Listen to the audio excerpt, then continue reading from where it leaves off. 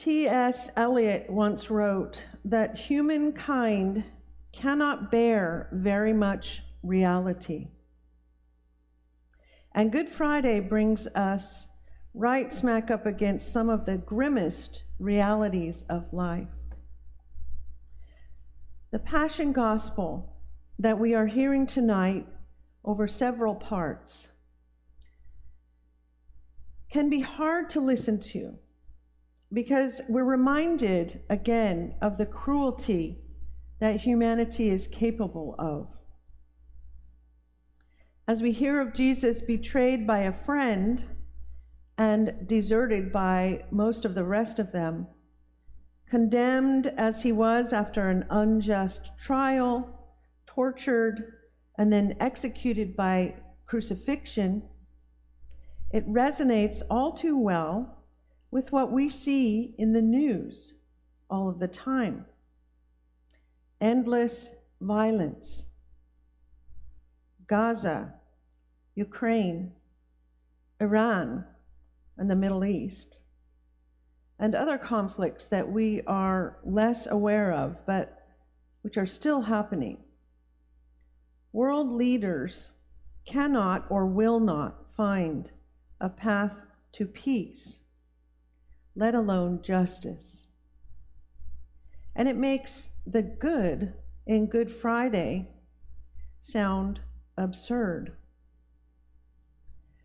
But if we set the Passion in its wider context, the full story of what Jesus said and did throughout his earthly ministry, we know that there is much more going on. At the heart of the Passion and in the whole of the gospel is God's overwhelming love for us. This was the love that brought Jesus to live among us by his incarnation and to share with us in what it means to live a human life.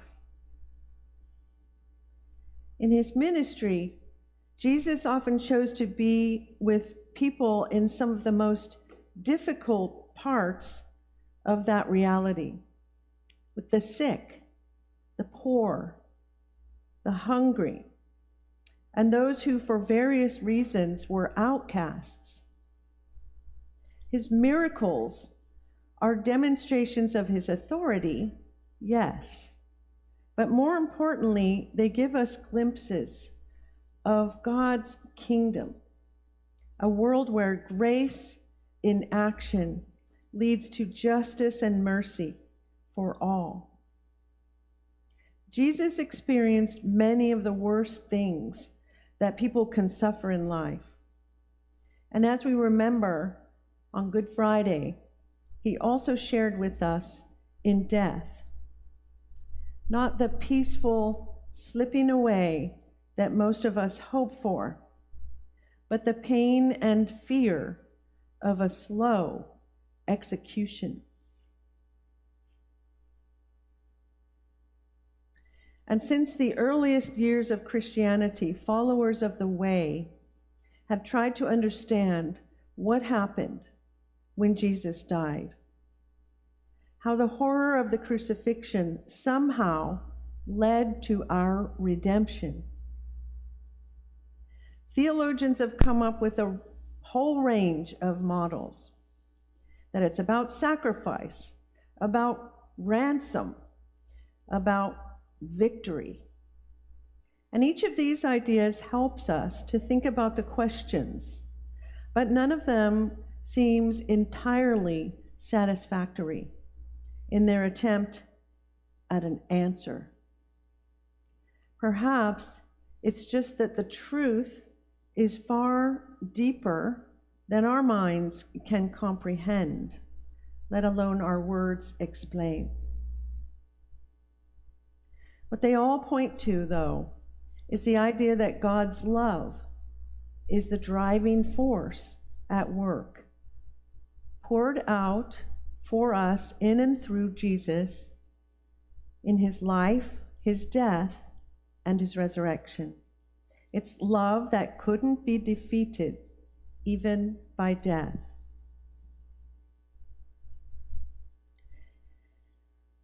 Jesus' death wasn't the end. The horror of Good Friday is followed by the joy of Easter. But we shouldn't run too fast to get there, because there's something holy in the waiting. Sunday is coming, giving us a source of hope and consolation. But for now, it's still Friday.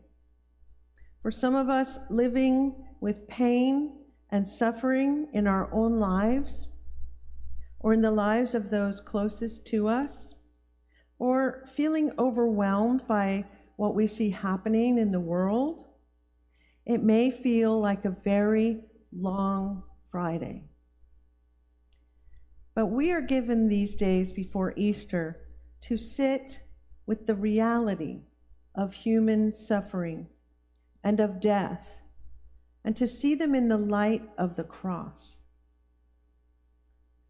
This doesn't mean that the pain of the terrible things that we see and experience become unimportant.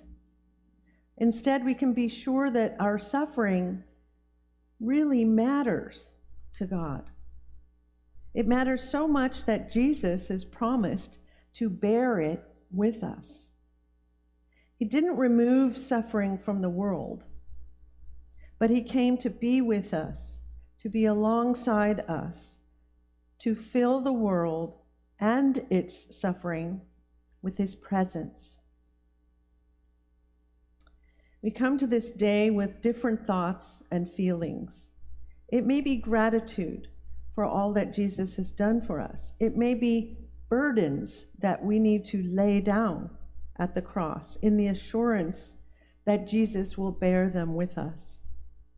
Or we may just want to take time to gaze at this symbol of Christ's love and suffering, and to know that we are not alone in our trials. To know, as we face realities that are too much for us to bear alone, that Christ is with us, holding us in his love through them all. Amen.